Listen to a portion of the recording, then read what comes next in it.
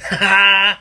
Good evening, you hip cats, and welcome aboard the Black Wagon. As you can tell, I am not Stones or in my tenders, but for tonight I am your groovy host with the ghoulish tales.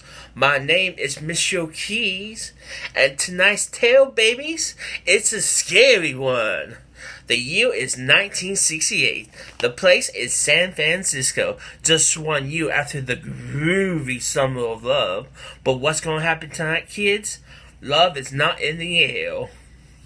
You see, there was this young couple parking, maybe talking, maybe having some fun in their car in this isolated parking lot. But what's going to happen to them is a tragedy. Because you see, kids, Betty and David are about to become the first victims of the Zodiac. Sadly, there was no witnesses and not much evidence for the police to base an infestation on. The cops just thought it was carjacking gone wrong, and things go quiet for the next 8 months until our boy decides to go out for the night. And then in July, we find ourselves with another young couple in another isolated parking lot. And again, probably just having some fun. Darlene and Michael, two young kids in love.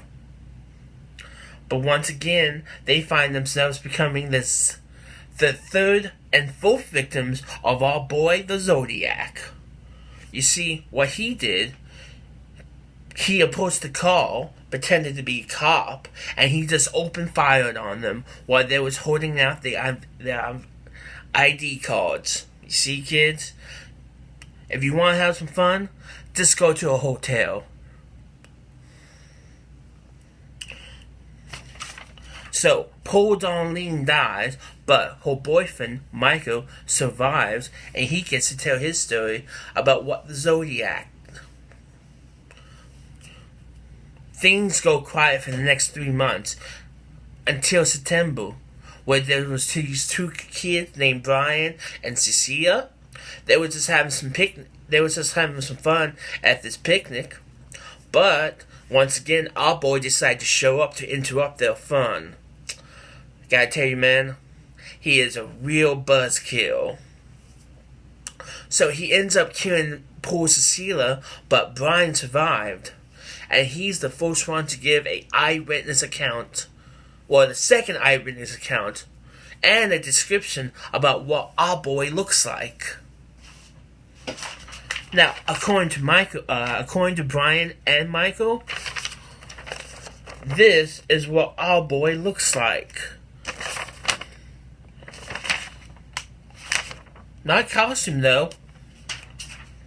Then, in October, there was this cab driver, Paul, just doing his job, picking up a fare like he has done 100 times before, except our boy was his last passenger. You see, this cat was shot in the head, but fortunately, our boy was dumb enough to do it in the front of a bunch of teenagers, so they was able to give out a really good description to the local cops.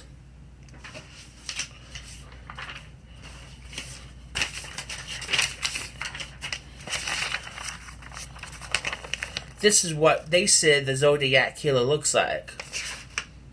To me, it just looks like an average dude, but who knows?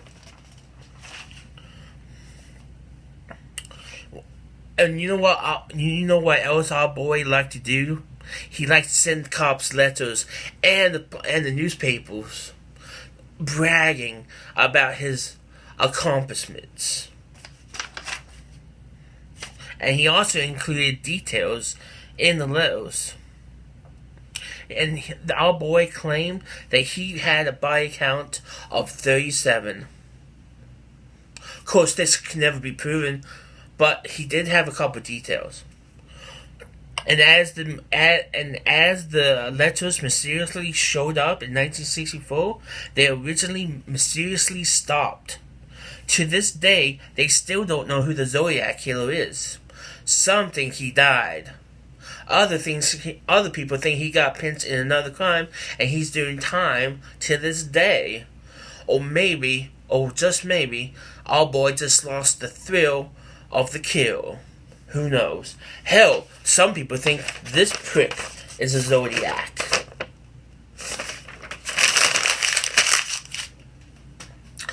And ladies and gentlemen, that's the end of my tale.